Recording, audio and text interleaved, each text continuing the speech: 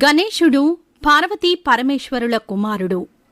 అయితే శ్రీ మహాలక్ష్మి కూడా గణేశుణ్ణి తన కుమారునిగా భావిస్తుందని మీకు తెలుసా? గణపతిని లక్ష్మీదేవి దత్తపుత్రునిగా చెబుతారు. దీపావళి నాడు లక్ష్మీదేవి గణపతులను తల్లి కుమారుల రూపంలో పూజిస్తారు.